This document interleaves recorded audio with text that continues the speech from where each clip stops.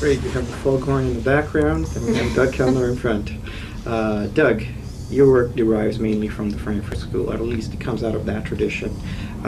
What elements of their thinking do you find exciting and useful today? Well, the Frankfurt School was really the first group of theorists that discovered the importance of mass culture and mass communications.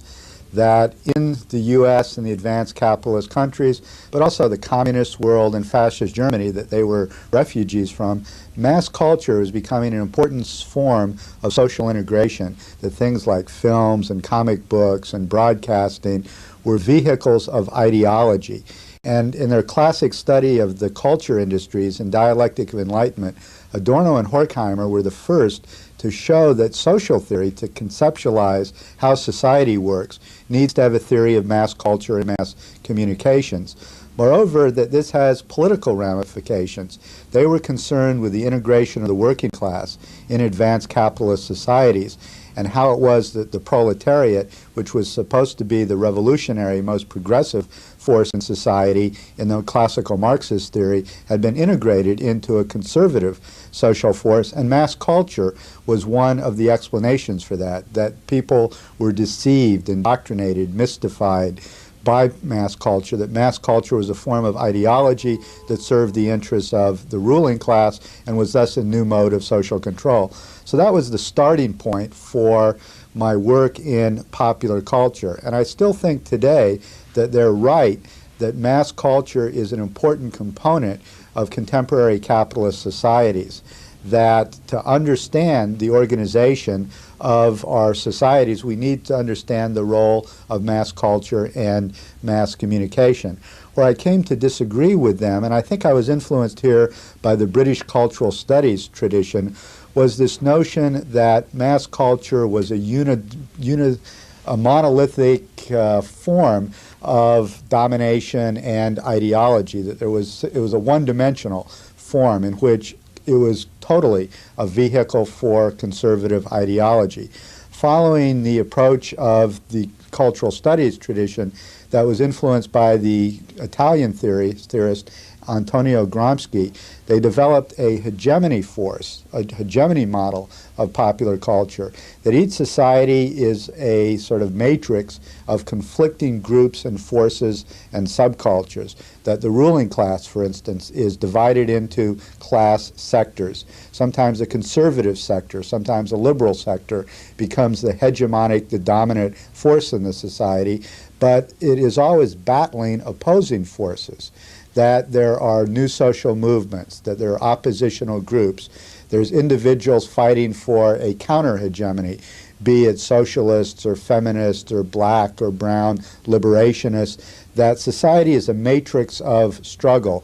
And in this way, I moved to the position that popular culture itself is a contested terrain, that the different groups who are fighting for dominance in society have ideologies. Their ideologies are articulated in popular culture, and so in the United States, for instance, you have liberals producing liberal texts in popular culture, conservatives producing conservative ones, right-wingers producing ultra-right texts, feminists, socialists, different groups are producing texts that reflect, that reproduce their ideology. Okay. In terms of practice, there's a lot of academics, of course, that theorize about cultural studies. What's the link between the theorization of cultural studies and the practice? Well, for people that are radicals, that are progressives in some way, it shouldn't be enough simply to analyze, to criticize popular culture. That's an important part of the tasks of developing alternatives to the current society, showing what's wrong with the society, and developing alternatives, which can be intellectual, that can be sort of utopian blueprints for an alternative society. But then the question comes how to realize these alternatives. What kind of politics do we need to engage in to change society? And here I think that people that are studying and criticizing popular culture should be aware, one, of the power of culture in society, the force, the impact that culture has on individuals, and thus the importance of developing a cultural politics. So people that are engaged in the study of popular culture who want social transformation should engage in the practice of cultural politics, be it producing alternative video or music or film or dance or whatever media one is involved in, or as I'm involved in, developing alternative information resources. I've been involved for about 11 years in Austin, Texas, in producing a weekly public affairs television program called Alternative Views, where we literally try to have people on that will articulate the views that are excluded from the mainstream media in the United States, be they representatives from the third world countries like Nicaragua or Cuba or El Salvador, people in the liberation movement, be they feminists, anti-nuclear advocates like Helen Caldicott, the American atheist theorist Madeleine Murray O'Hair, be they blacks, Chicanos, gays, Native Americans. Any number of social groups are excluded from the mainstream media. So our television project is an attempt to get these voices into the political debate, to allow them to articulate their alternative views. And I think the left needs to see the importance of providing alternative information, taking advantage of the new technologies as well as the print media that most of us initially have worked in. Too much of the left, it seems to me, is print-oriented, thinking, and is indeed sometimes technophobic, thinking that television and video and film is a debased form of production, that image somehow, video, is intrinsically manipulative, conservative, reactionary in its effects, and thus merely limiting their activity to writing or speaking or demonstrating, etc. Whereas if it's the case that most of the people get their views of the world, their information from the television, then it seems obvious that the left should intervene in the media that people are most involved with and present alternatives, to have left interventions, feminist interventions in the dominant media in a society, to develop a left cultural politics and a left media politics. This has been the theoretical and practical agenda that I've been working with for 10 or 15 years now. The creation of a left cultural politics oftentimes tends to be stigmatized because of different theoretical interests within the left. Postmodernism, for example, being an important theory that the left has embraced. Well, there's two questions. One is to what extent postmodernist theory illuminates the trends in cultural studies. And the other one is, of course, to what extent is contemporary culture postmodern. Right. The main insight of postmodern theory is that our contemporary society is an image producing and proliferating society. This was one of Baudrillard's early insights, that radical semiurgy, the production, the proliferation of images, characterizes the very essence, as it were, of our society.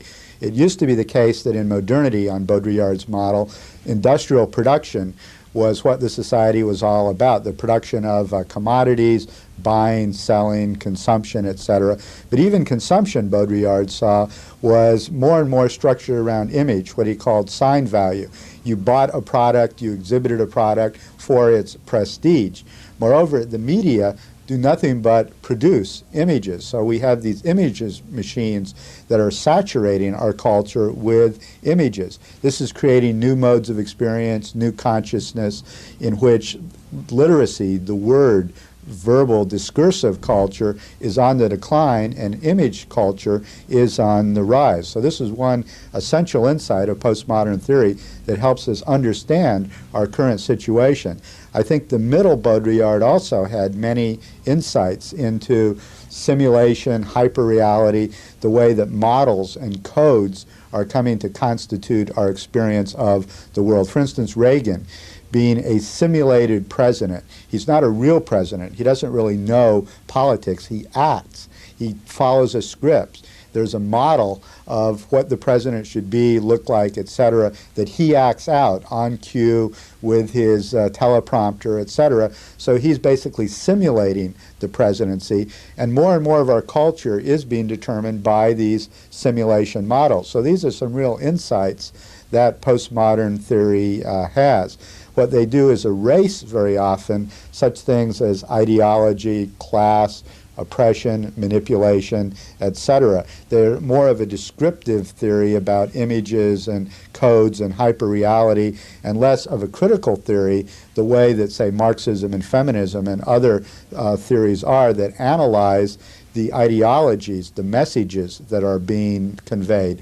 A lot of postmodern theory is sort of formalist in its analysis, is technologically determinist, that the images themselves are autonomous.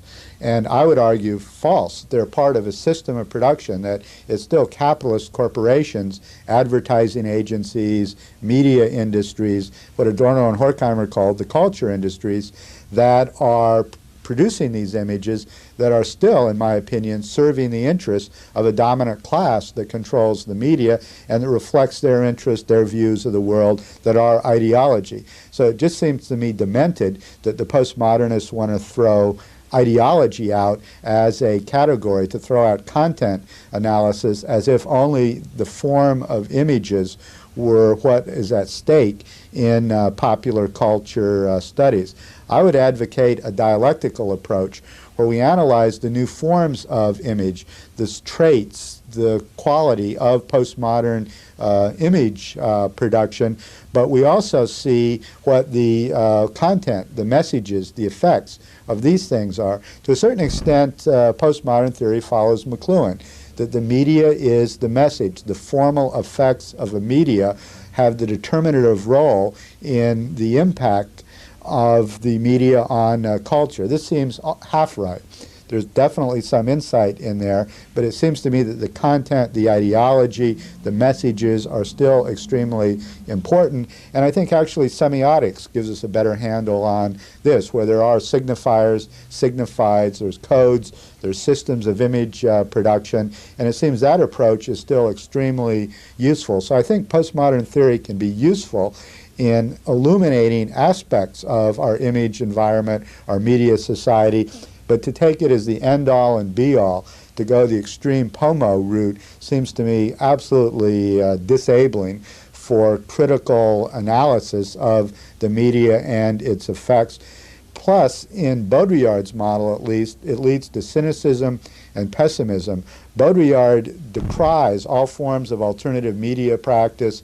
He doesn't see the possibility of intervening within a media system or a popular culture system with genuine alternatives. Everything just gets absorbed in pure image proliferation. So alternative cultural politics or media production would be part of the problem, or just more of the same rather than presenting any alternatives. So this seems to me a sort of politically cynical and disabling move on the part of Baudrillard and other postmodernists. Okay, go ahead, don't worry about it. I'll take a little drink. Yeah, that was wonderful. The other question is going to be mainly, and this is just off the top of my head, cultural studies. The importance of cultural studies right now. Why is it that in the late 80s and early 90s we have the emergence of this new discipline and the different kind of intellectual traditions that make up this new discipline as well?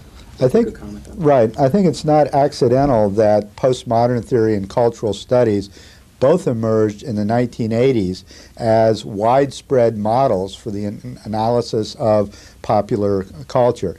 It's precisely the proliferation of forms of popular culture, of the images of popular culture, the increased popularity of film, of popular music, of television, of any number of forms of culture in the 1980s that the postmodernists have been describing, that makes it imperative to study academically and to valorize politically these different forms of culture. There has also been, and this is another postmodern point, an erosion of the distinction between high and low culture, so-called, in the academy, that English departments are no longer just teaching English and the canon and the great works, but are also looking at alternative, marginal literatures, excluded voices, different types of oppositional literature and text, and the forms of popular culture. Now, cultural studies, as it developed in England in the Birmingham School, made this broad range of popular culture the terrain of study. From the beginning, they attacked the distinction between high and low culture. They valorize the importance of popular culture in people's lives and for left political projects in the way that I discussed earlier. Moreover, they gave critical methods of analyzing popular culture, ideology critique, Freudian symbol criticism, feminism as a perspective and critical method for analyzing popular culture that are of extreme importance today. So cultural studies, both as sort of a project of study as it developed in England as a methodology to criticize and analyze popular culture, and popular cultural studies as a political project involved with critiques and analyses of the hegemonic, the dominant forms of culture in a society, that also studied the marginal subcultures, the cultures of resistance that would form the possibility of what Gramsci called a counter-hegemony, strikes me also as an extremely important political intervention within the field of the study of popular culture. Indeed, this obviously connects with what I was talking about earlier, the need to have alternative cultural and political interventions as well as just cultural analyses. And so therefore I think the cultural studies offers a very productive political project. Now, what I'm worried about in terms of the appropriation of cultural studies, particularly in the United States, I can't speak for Canada, although one could imagine that this could also be a problem here, and that is a depoliticized version of cultural studies, where in the academy, in the universities in the United States, they're perfectly willing today to study any form of popular culture, to have cultural studies programs that mostly, by the way, get into English departments and use the forms of literary criticism to study television, film, popular music, etc.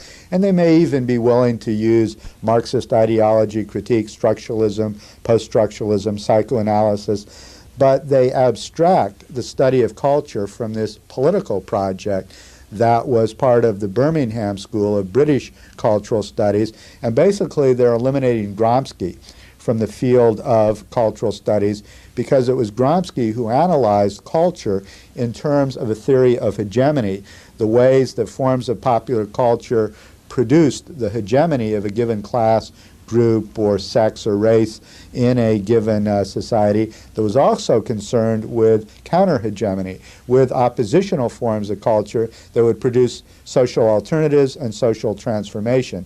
There's a real danger that this type of political project and analysis and critique will be erased from the field of cultural studies as it's institutionalized in the United States and perhaps Canada, which now brings us to where we are, and that is the Popular Culture Conference. In this sense, cultural studies, sort of defanged of its political project, is no different, or is little different, let us say, than the kinds of studies of popular culture by the Popular Culture Association, which is willing to study each and every and any form of popular culture to make it an academically respectable discipline. And this is the positive moment of the popular cultural tradition here. This PCA convention has been an important force in intervening within American academic scenes to make the study of popular culture viable. But there's a serious problem in their approach to popular culture, and that is it tends, in many of its practitioners, to be too empiricist and too anti or even hostile to theory, where it just simply describes and even celebrates the forms of popular culture, be it quilting or comic books or horror films or popular literature or whatever, that these things are viewed uncritically. Now, the cultural studies, even in its depoliticized form, will be more theoretical than the popular culture tradition of the PCA. So in that sense, even a depoliticized cultural studies in the U.S. or Canada would be an advancement in terms of the theoretical and critical project over the PCA. But both a depoliticized cultural studies and the sort of often apolitical popular culture association approach will lose out on this political project that British cultural studies was initially involved in, and thus would be a regression behind that model. So if I had to valorize any sort of approach to popular culture, I guess it would be the Gramscian approach, as was incorporated in the British popular culture, British cultural studies tradition. On the other hand, in terms of describing my own work, I would describe it as more eclectic than following any particular line, be it the critical theorist, be it Gramsci, be it the Birmingham School. For instance, my book, Camera Politica, that I co-authored with Michael Ryan, was a study of Hollywood film from the 1960s to the present that was relating the major trends and tendencies and blockbusters of Hollywood film to the new social movements, to the political struggle in the United States, to the historical issues and turmoils of the time. The project was to combine the sort of historical materialist approach to history with the Frankfurt approach to ideology critique, to feminism, post-structuralism, and the new critical methods that are being developed, to show how one could use all of these different methods, different schools to analyze popular culture. And this is the position I would take today, that ultimately a multi-perspectival approach to popular culture is the richest. Any single take on popular culture is going to have, as Paul de Man would say, its blindness and its insight. That doing a pure feminist reading is going to really illuminate gender. Doing a psychoanalytic reading is going to illuminate certain aspects of the unconscious and sexuality and other topics that psychoanalysis is good at. Doing a Marxist ideology critique is going to illuminate other things. But each one of these methods taken in and of itself will have its limitations, its blindnesses, and that to do a more multidimensional mode of cultural analysis and critique, you need a variety of methods. Now, this doesn't necessarily lead to pluralism and eclecticism, because different projects, analyzing different texts or having different sorts of ideals or goals or projects would require using different of these theories and excluding other ones. Can I ask you a question? Yeah. But you stop talking about it. Okay. Well, I don't know if this one you want to deal with or not, but there was some sort of clash a few years back in the UN, which focused on communications, where third world countries. And what it made me think of it was you're talking about alternative sort of right. things for minorities and so forth in the U.S., where you had the third world talking about a conspiracy by the communicators. And frankly, they were fed up with it, and they weren't going to deal with it. And it led to a crisis in the UN where the U.S. was holding back payments and so forth. Right. And they sort of flattened that out. And I guess the question becomes, that's not going to go away. Like the builders of these images and the message are going to continue to be the networks. Right. How do you see in the big picture any change in that, or is that going to become more us than them? What's going to happen in that field in the ether?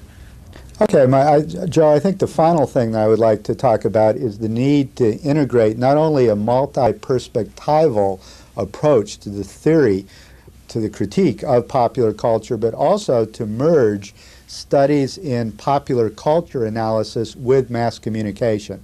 Now, one of the great grounding insights of the Frankfurt School was that mass more the forms of popular culture rather than the system of mass cultural production, the system of political economy, the modes of cultural imperialism in which products that are produced in the United States and the advertising agencies, the networks, the media conglomerates are disseminated all over the world and form a type of cultural imperialism, particularly U.S.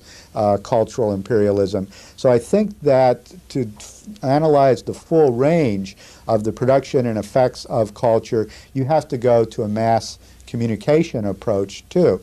And this brings in a lot of political issues that I think are essential to a political analysis of mass culture and mass communications. For instance, in the United Nations several years ago, UNESCO tried to oppose this cultural imperialism by the U.S. so that countries could control their satellite communications, their national media networks, so that a certain percentage of products would be controlled by the people in the country, so that, for instance, Canada or France would produce a certain percentage of their television or radio or film production, so you wouldn't have your market flooded with the products from the United States. Now, the United States fought this. They wanted open skies, open markets, no quota as an entry ticket for cultural imperialism and domination, because UNESCO was dominated by countries that wanted to block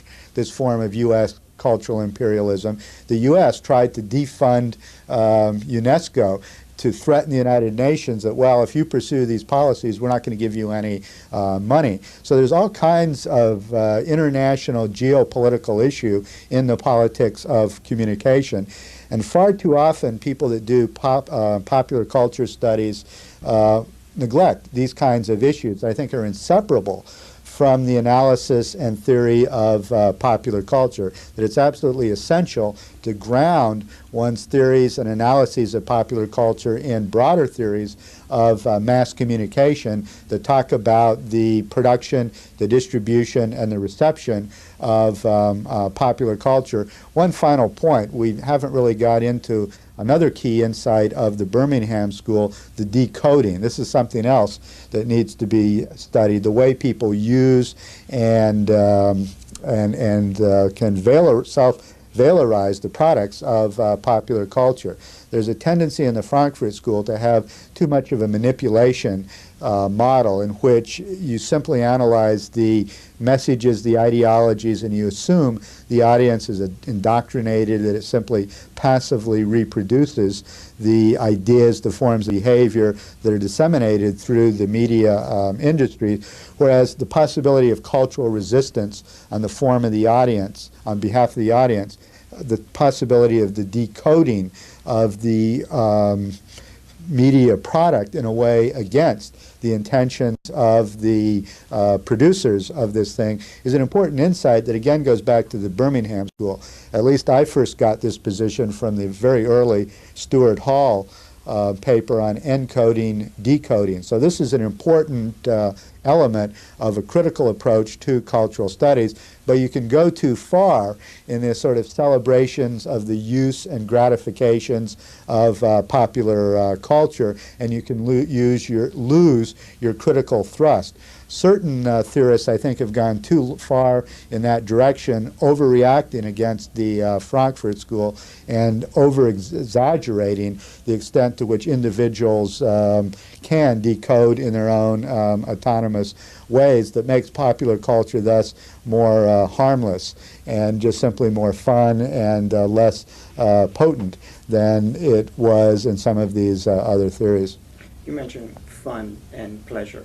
The importance of popular culture as being the site of fun and pleasure. I mean, the power of popular culture is indeed that, is it not? Right, but you know, wife beating may be fun, fascism is fun, torture and murder may be fun for sadists. That valorizing popular culture as good per se, simply because it produces pleasure, I think is the worst approach to popular culture.